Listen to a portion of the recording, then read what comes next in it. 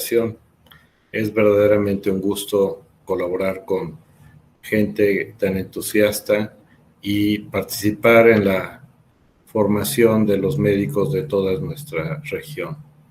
De verdad, lo hago con mucho gusto y estoy en la disponibilidad de colaborar con ustedes, no solo ahora, sino cada vez que sea necesario. Quiero mostrárselos desde el punto de vista de la historia natural o el curso clínico de la enfermedad. Es importante que los médicos recuperemos nuestros conceptos básicos y entender que la metodología no es algo ajeno a la clínica. La metodología, de hecho, se parece a la clínica. A veces hemos adoptado métodos que vienen de otras áreas, como a veces las ciencias básicas o de algunos métodos que vienen de la epidemiología clásica. No tiene nada de malo, pero tenemos lo propio y en realidad la complejidad del fenómeno de causalidad y del fenómeno de salud de enfermedad es tal que tenemos que seguir lo que aprendemos durante tantos años. Y como verán, el modelo que vamos a utilizar para describir dónde se pueden cometer errores sistemáticos o sesgos es un modelo que está basado completamente en la clínica. Nadie le puede enseñar a un clínico metodología excepto otro clínico, y este modelo así es. Si nos dedicamos al aprendizaje abstracto de conceptos que no podemos aterrizar en la atención de nuestros pacientes, nos son de poca utilidad. Entonces, quiero mostrarles, todos quisiéramos llegar a un artículo completo que se publique y que pueda contener una gran cantidad de información.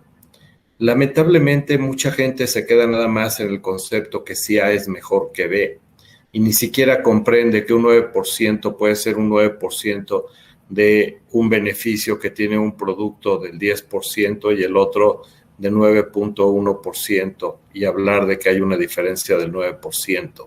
Es una diferencia relativa. Pero no podemos quedarnos ahí. Tenemos que aprender todo lo que hay detrás de cada artículo, cuál es la historia de esa enfermedad, porque si hay 4.209 pacientes, la posibilidad de aprender es mucho mayor que si vamos de uno en uno. ¿Cuánto tiempo nos va a llevar como médicos ver a 4.000 pacientes? Muchísimos años.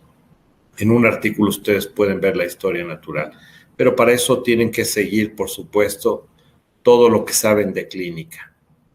Describir el curso clínico de la enfermedad implica partir desde que está la enfermedad, reconocer qué se le ha hecho y después ver qué es lo que ocurre con este paciente. Por supuesto que tenemos que conocer la historia natural y después ver si la intervención ha modificado en algo esa historia natural. Lo vamos a ver desde este concepto clínico y es importante que sepan que lo que ahora veremos en metodología tiene su reflejo en la estadística. La estadística no es más que un resumen numérico del curso clínico de la enfermedad. No es otra cosa y así lo tenemos que ver. Cuando ustedes revisan las tablas, están viendo el resumen de los datos de muchos pacientes que ya se estandarizaron a través de la metodología. Hay distintas formas de abordar la investigación y es importante aclarar algunos conceptos básicos para que sepan dónde estamos parados. Hay un abordaje que se conoce como abordaje por objetivos, descrito por McMaster a finales de los años 80, principios de los 90. Hay una traducción al español de esos artículos y es algo que se dejó poco a poco. El grupo de McMaster que hizo este modelo después fueron los que promovieron lo que llamaron ellos medicina basada en la evidencia. Hay un abordaje arquitectónico. Este abordaje en realidad está basado en el juicio clínico y es el abordaje que se apega a lo que hacemos todos los días en la clínica y es con el que hoy tendremos la sesión. Y finalmente hay un abordaje metodológico jerárquico que de lo que nos habla es de la calidad de la información. No nos dice si lo que está dentro vale la pena, solo nos dice que la información se recopiló de la mejor calidad posible. Y aquí es donde entran lo que conocemos como diseños, que si es un ensayo clínico, una corte o cualquier otro de los diseños. El abordaje por objetivos lo que buscó fue de qué se trata, de una prueba diagnóstica, pronóstica, tratamiento, causalidad, y daba una serie de criterios para decir si estaba bien una prueba diagnóstica o no. ¿Cuál es la parte lamentable de un modelo como este? Que se ve desde fuera, no se ve desde adentro lo que está ocurriendo. Solamente se aborda que si se cubre un grupo comparativo, que si la prueba fue correcta, y nos empiezan a decir una serie de cosas metodológicas que nos olvidamos del contenido del tema que está en discusión al interior de ese artículo. Es decir, nos perdemos por fuera para ver si es válido y nos olvidamos de lo que hay adentro. Este modelo desapareció y fue absorbido por la medicina basada en la evidencia.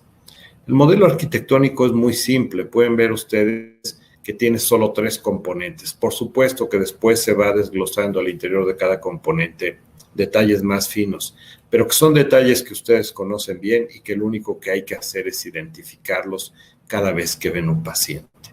Tenemos la condición basal, que es cuando llega nuestro paciente. Tenemos las maniobras, que en general estamos acostumbrados a considerar maniobras las acciones que hacemos, terapéuticas, pero una maniobra puede ser también una maniobra no experimental. En un proyecto se considera una maniobra experimental aquella en la que es asignada por el investigador. Y una maniobra no experimental, la que no es asignada por el investigador y que pudo haber sido seleccionada por el mismo paciente. Si tiene cefalea y se toma una aspirina, es una maniobra que pudo haber sido autoseleccionada o se la recetó la abuelita o la gente de la farmacia, pero no se la dio el investigador.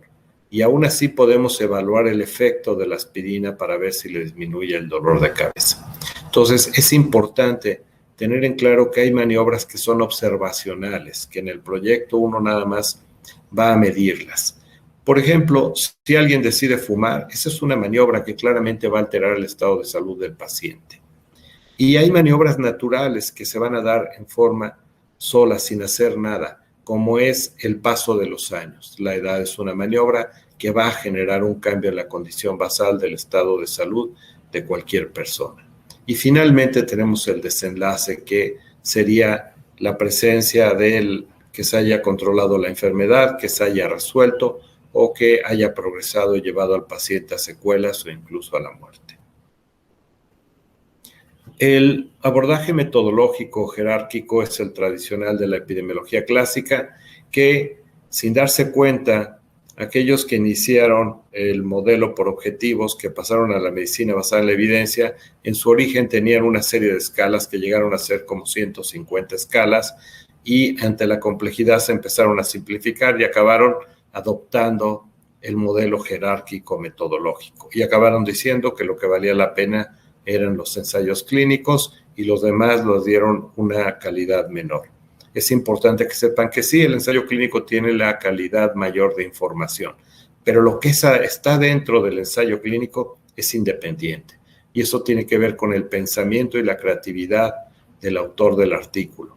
Pero la cantidad de información que hay en cualquier diseño es extraordinaria y lo vamos a ver poco a poco porque es importante considerarlo desde adentro y no con modelos desde afuera, que sí es lo correcto o no es lo correcto. El modelo arquitectónico, ya mencionamos que tiene 3 componentes base, que es el estado basal, la maniobra y el desenlace. Fue descrito por el doctor Alban Feinstein. Como internista, él hizo una descripción detallada de todo el proceso de atención médica. De hecho, tiene un par de libros. El libro tiene varios libros, pero tiene un par que tocan este tema. Se llama Clinical Judgment y el de Arquitectura de la Investigación Clínica. Cuando ustedes reciben un paciente en su condición basal, esto lo registran en la historia clínica. Y durante toda la carrera les van enseñando cómo hacer una historia clínica y lo consolidan durante el internado. Más adelante van a aprender a dar tratamientos y tendrán que seguir al paciente. Esto lo ven en las notas de evolución. Es decir, todo ello está registrado en el expediente. Y esta forma de ver a nuestros pacientes, que nos permite ver lo que es el curso clínico de la enfermedad y cuando no sirve nada la historia natural, es la forma en la que podemos abordar dónde puede haber errores metodológicos que confundan el efecto de alguna acción. Vean cómo dentro del estado basal tenemos que tener una serie de consideraciones. Desde que llega el paciente en la historia clínica, yo veo de dónde proviene. Si yo busco hacer una prevención o tratar una enfermedad porque llegó con mucha tos y ataca el estado general y es una tos crónica, pero viene de una zona pobre, yo empiezo a pensar en tuberculosis y seguramente así es entre todos nuestros países. Entonces, de dónde proviene es sumamente importante. Si ya viene con un diagnóstico, por supuesto que me interesa saber cómo se hizo el diagnóstico. Sabemos claramente que el diabético de reciente diagnóstico no está en el mismo momento de la historia natural de su enfermedad. Si el diagnóstico se hace con una glucosa en ayunas, que si se hace con una prueba de tolerancia a la glucosa o si se hace con una hemoglobina glucosilada, no están en el mismo momento. Y por supuesto tenemos que ver, aun cuando ya tuviésemos el diagnóstico, cuál es la posibilidad de que ocurra el desenlace, no solo por la enfermedad de base, sino como veremos después por una serie de alteraciones que también agregan a esa posibilidad. Y tenemos que ver también si no existe una contraindicación o una indicación previa a una terapia, si quisiéramos incluirlo o invitarlo a un proyecto de investigación. Eso sería el componente que conocemos como demarcación diagnóstica, como ahora veremos desde el lado metodológico. Pero también en el estado basal tratamos de ver quién es nuestro paciente. Recordemos que no vemos enfermedades, vemos pacientes, vemos enfermos y tenemos que regresar al complejo, pero real fenómeno de causalidad donde vemos todo. No solo creer que todo es un diagnóstico y un tratamiento. Por lo tanto, tenemos que ver cuál es la condición general de nuestro paciente. Sobre su enfermedad tenemos que identificar el estadio, pero también la agresividad. No es lo mismo llegar a un estadio avanzado de una neoplasia en 6 meses que llegar en 2 o 3 años. O llegar a un estadio intermedio. Nos habla de una agresividad diferente de la enfermedad. Pero lo mismo ocurre con diabetes mellitus. No es lo mismo el sujeto que rápidamente progresa daño órgano blanco en los primeros 5 años que a quien le lleva 8 o 10 años para esa progresión. Tenemos que ver qué complicaciones ya tiene el paciente cuando llega con nosotros. Tenemos que ver si hay comorbilidad asociada a la enfermedad de base. Por ejemplo, en la diabetes mellitus tenemos hipertensión, las dislipidemias, hiperuricemia, obesidad. Pero el paciente también podría sufrir de asma o alguna otra enfermedad. Tenemos que evaluar qué terapias previas ha recibido nuestro paciente. Es muy fácil a veces decir, no, hay que darle tal cosa así, porque ya recibió varias terapias y ya vimos que no responde. Entonces, cuando el paciente ha pasado a través de varios médicos, el último que lo ve dice, no, pues estaba re fácil. No es que estuviera fácil, es que ya tenemos la experiencia de varios médicos previos que han intentado ayudar al paciente y no ha sido posible, y los va encaminando hacia opciones mucho más restringidas. Y hay que considerar la condición socioeconómica y cultural. Claramente en eventos agudos la condición socioeconómica golpea mucho y en eventos crónicos la condición socioeconómica y además la cultural también golpea mucho. No es lo mismo que cambie de estilo de vida alguien que no tiene recursos a que cambie de estilo de vida alguien que tiene recursos económicos, pero que también tiene un bagaje cultural importante. Genera diferencias. Y esto es importante considerarlo porque de repente algunos médicos se comparan con lo que ocurre en el total de la población de nuestros países. Y no es lo mismo que uno atienda solamente clase social alta a que uno atienda a toda la población y vea clase social baja, media y alta, donde la respuesta va a ser diferente a las estrategias terapéuticas. Este es el modelo base y metodológicamente esos dos apartados del estado basal tienen su traducción. Es cuando ustedes leen un artículo, van a ver el universo de trabajo, población seleccionada, van a ver la definición del diagnóstico y van a ver los criterios de selección. Esto se conoce como demarcación diagnóstica. Y si no lo cuidamos, generamos algo que se conoce como un ensamble inadecuado. El ensamble inadecuado es la estructura base para reconocer quién es candidato a ver el efecto de la maniobra sobre el estado basal y así modificar lo que podría ser el desenlace. Si yo no tengo un ensamble adecuado, no sirve nada de lo demás, no importa que sea perfectamente hecho.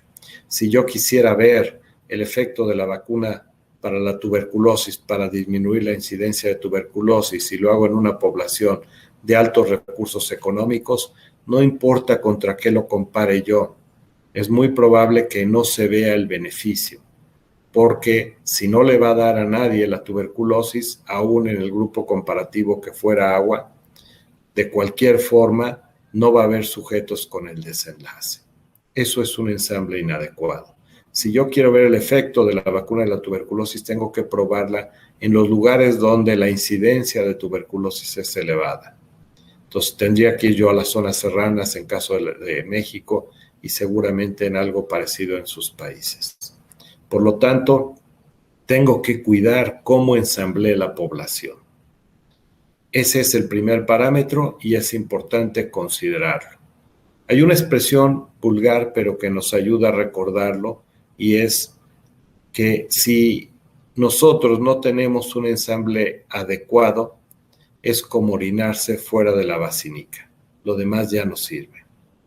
El segundo apartado que hay que tener cuidado es el sesgo de susceptibilidad pronóstica. Este sí ya es un sesgo al interior del proyecto. Si yo ya vi que hay una serie de características que pueden prever una mayor probabilidad del desenlace, independiente o aún en interacción con la maniobra, yo no puedo ignorar estas características cuando voy a evaluar el efecto de la maniobra principal sobre el desenlace.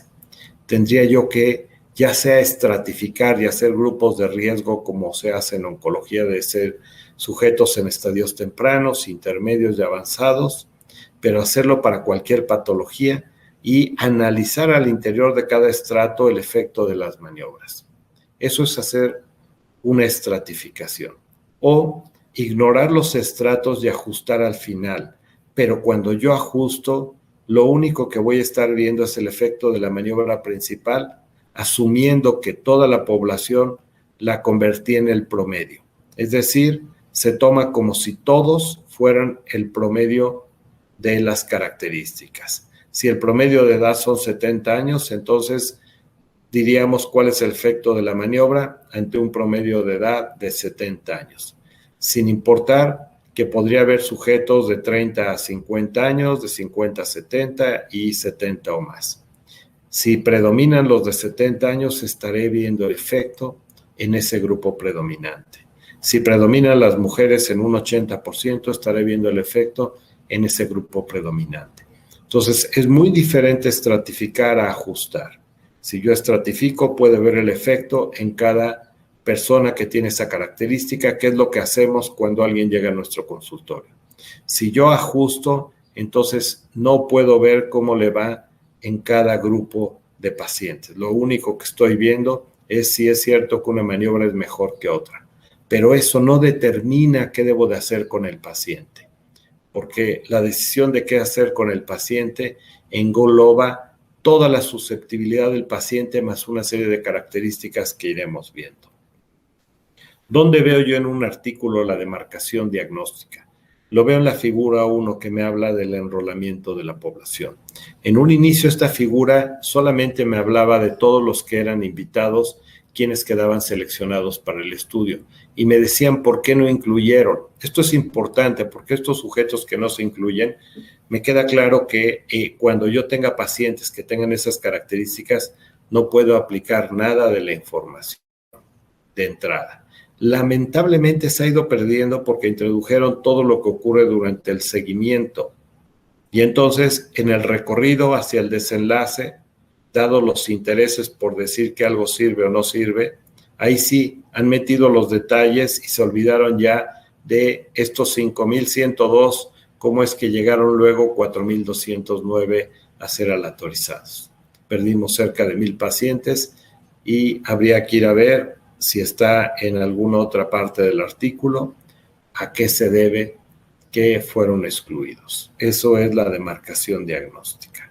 Afortunadamente hay artículos que todavía lo desglosan, y nos facilitan el camino. El segundo apartado son las características basales que nos permiten ver si son los grupos parecidos o no, pero además que nos permitirían estratificar si ese fuera el interés. Lamentablemente no vemos conformación de grupos de riesgo, solamente intentan mostrarnos que se parecen los pacientes entre las dos maniobras terapéuticas. Y sí, mientras más grande sea la N, más parecidos van a ser. Eso siempre va a ocurrir, pero eso no significa que van a responder igual. ¿Por qué lo digo? Vean este ejemplo. Aparentemente le va bien a 75 de 150 en cada maniobra y son iguales, la P no es significativa. Y siguiendo ese principio de la aleatorización, nos dicen que debido a la aleatorización van a quedar bien balanceados de cada estadio para cada maniobra. Y sí, miren, 50 del estadio 1 para A y 50 para B, y así cada estadio. Entonces, lo que nos han dicho muchas veces es que si quedan bien aleatorizados, entonces ya podemos atribuirle todo el desenlace a la maniobra, y no es cierto. Podemos ver que en estadios iniciales responden muy bien a la maniobra A y nadie a la maniobra B, y en estadios avanzados ocurre completamente lo opuesto. En promedio son iguales, pero la realidad es que no lo son. Hay estadios donde es mejor la maniobra A, estadios donde es mejor la maniobra B, y claramente son también estadísticamente significativos. Podría ocurrir esto donde aparentemente es mejor la maniobra A que la B, sin embargo es exactamente el mismo fenómeno, solo que no tenemos sujetos en estadios avanzados. Y entonces el beneficio aparente que hay para la maniobra A se debe a que predominan los estadios iniciales e intermedios. Esto es a lo que me refiero, donde tenemos que estratificar para ver en realidad lo que ocurre y no asumir que por la aleatorización ya podemos cerrar los ojos, seguirnos de frente y asumir que todo se debe a las maniobras. No es real. Tenemos también que ver cuál es la calidad de las maniobras. No es solamente que se asigne un tratamiento y ya. Tenemos que ver si se está haciendo bien o mal. Tenemos que ver qué maniobras periféricas hay. Si ustedes revisan el efecto del control glucémico con fármacos para evitar daño a órgano blanco, verán que el beneficio es pequeñísimo. Un control estricto contra un control moderado requiere un número necesario a tratar entre 200 y 250 pacientes para evitar un daño a órgano blanco.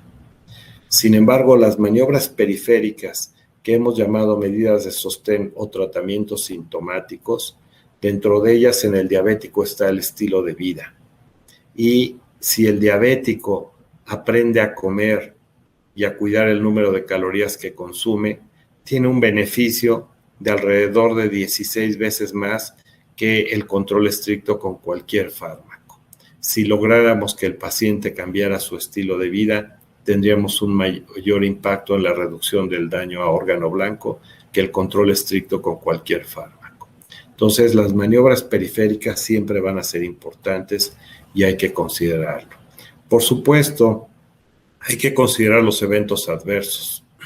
Y estos se pueden deber a la maniobra principal o periféricas, se pueden deber a la enfermedad de base o pueden ser un incidente que ocurre durante el seguimiento del paciente. Esto es importante diferenciarlo claramente de lo que a veces queremos atribuirle todo al tratamiento. No, el evento adverso es todo lo que ocurre en el paciente desde el inicio que lo vemos, a diferencia de la reacción adversa que sí es propia del tratamiento. Eso, ¿cómo lo vemos desde el punto de vista de metodología? Lo vemos a través de lo que conocemos como sesgo de ejecución. Si yo no cuido que la dosis se dé en forma óptima, si yo no veo que el tratamiento se complete a tiempo, porque a veces se llega a la dosis pero no a tiempo, y en oncología esto es sumamente impactante, le da oportunidad a la célula neoplásica de tomar fuerza nuevamente, y si no se aplica en forma correcta, la calidad de la maniobra no es la ideal. En cuanto a la maniobra periférica, hay que considerar todo lo que se hace antes, durante y después de la maniobra principal. Por ejemplo, alguien que es sometido a cirugía, frecuentemente antes de la cirugía se le pasa un paquete globular y eso ya hace diferencia. De hecho, el efecto de la estratificación y de estas maniobras periféricas se descubrió en cáncer cuando se comparaba el manejo quirúrgico contra la quimioterapia en unas etapas iniciales. Se veía que les iba muy bien a los pacientes sometidos a cirugía, hasta que se vio que eran preseleccionados y además se les ponía en extraordinarias condiciones antes de la cirugía en cuanto a nutrición, anemia, hidratación y demás. Y eso generaba una diferencia importante. También hay que ver qué acompaña la maniobra principal. En el caso de la cirugía, sin duda alguna, el tipo de anestesia. Todos reciben anestesia, sí, pero puede haber diferentes tipos de anestesia y no es lo mismo un paciente bien relajado que un paciente no relajado en una cirugía. Y por supuesto, ¿qué se le hace después de la maniobra principal? Un paciente sometido a una cirugía de cerebro, en la mayoría de las instituciones donde es posible se lleva la terapia. Sin embargo, donde no es posible, los que recibieron procedimientos menos agresivos se sube a piso y resulta que suele irles peor, porque no hay quien detecte las complicaciones propias de la cirugía que sabemos que pueden ocurrir, como trastornos hidroelectrolíticos, y pueden hacer fallas cardíacas, pueden deshidratarse y puede irles mal a los pacientes. Entonces, sin duda alguna, todo lo que hacemos alrededor de la maniobra principal contribuye en forma importante. Y también la forma en que manejamos los eventos adversos. A veces acaban siendo impactantes en el desenlace. Si yo no cuido todos estos componentes, lo que yo voy a estar provocando es lo que se conoce como un sesgo de ejecución. ¿Dónde lo vemos? Igual en los artículos nos los van a mostrar tratando de decirnos, vean cómo los dos fármacos al principio eran diferentes y después no. Y queremos demostrar que esta diferencia inicial es la que va a impactar varios años después. Y entonces intentan mostrarlo en los artículos como este y lo podemos ver. Esto es la maniobra principal. Pero también muestran la maniobra periférica. ¿Cuál es la variable que más va a impactar en un diabético? El cambio de peso.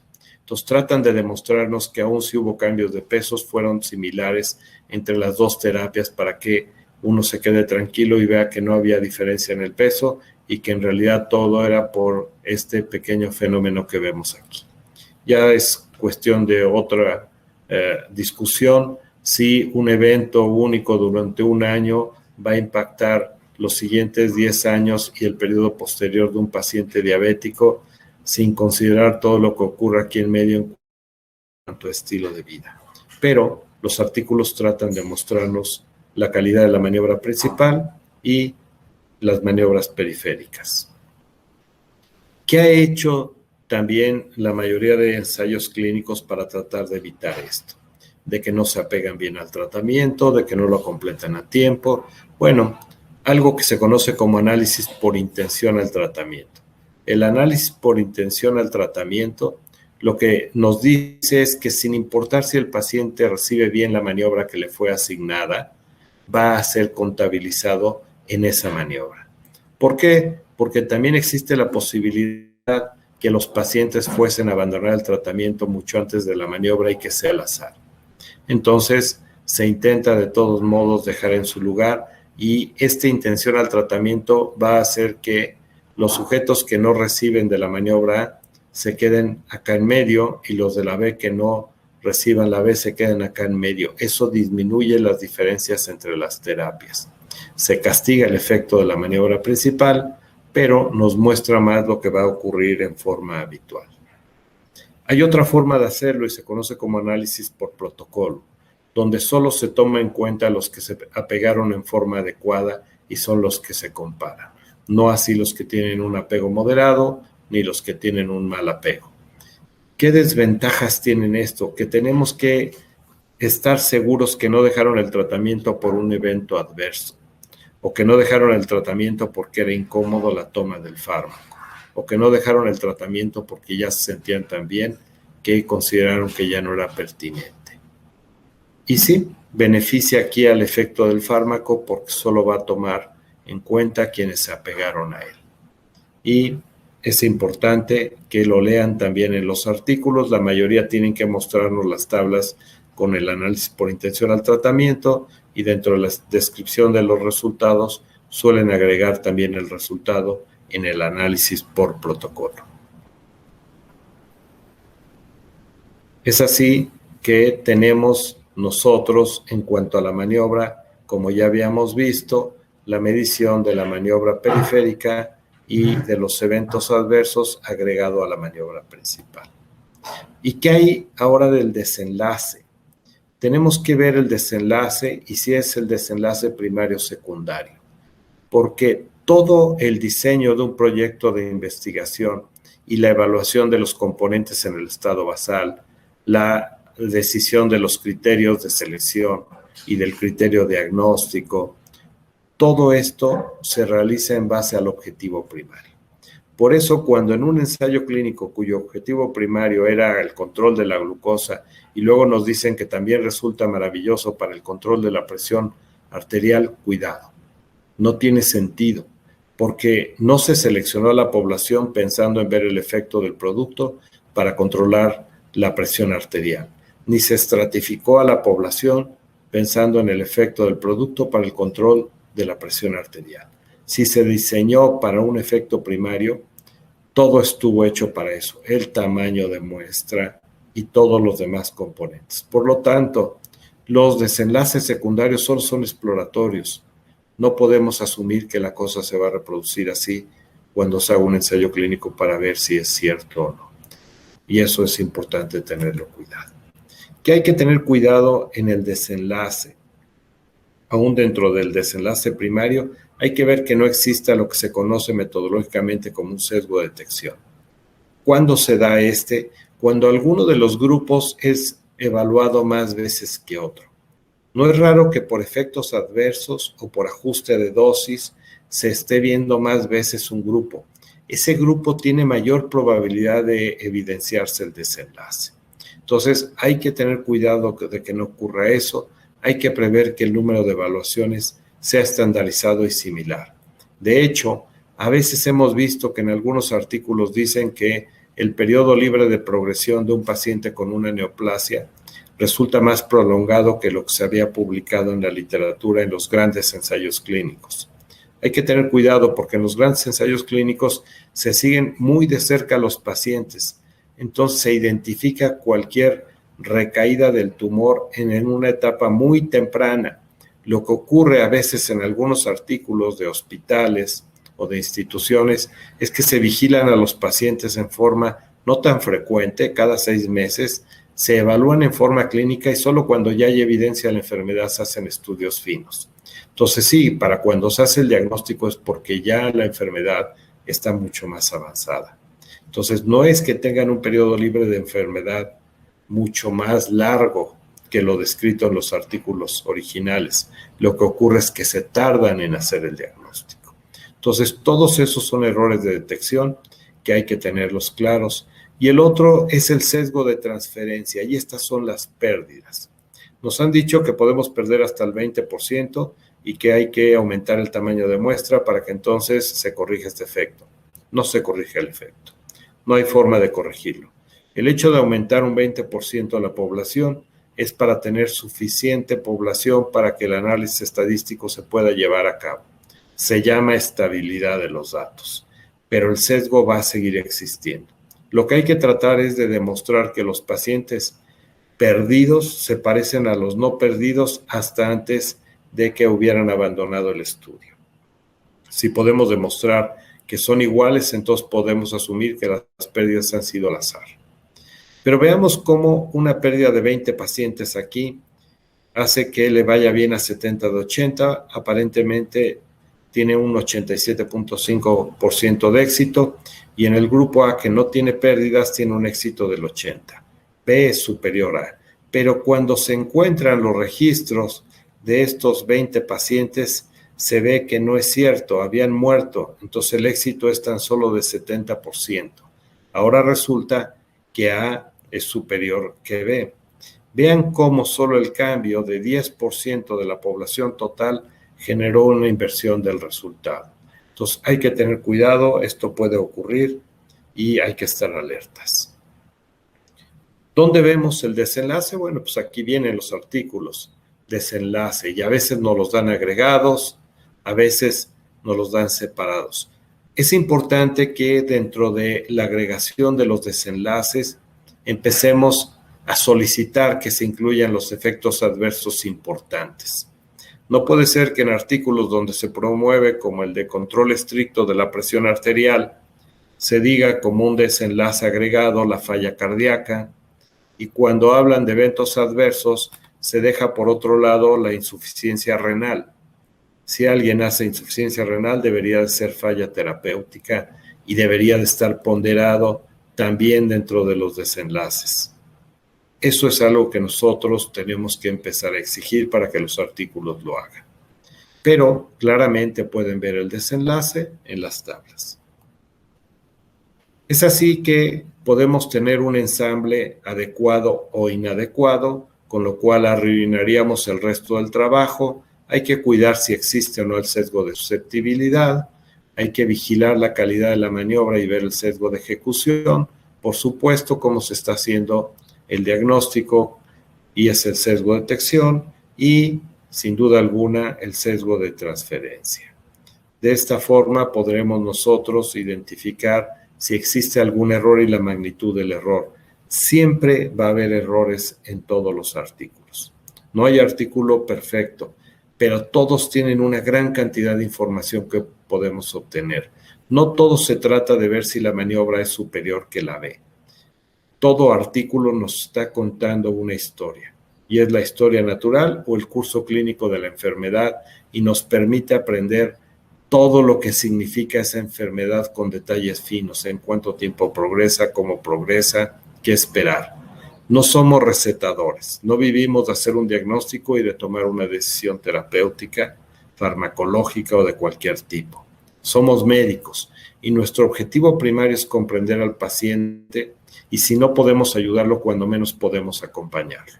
Entonces, es importante que cambie nuestros conceptos de lo que es la enfermedad y regresemos al concepto de lo que es el enfermo, de lo que es el paciente.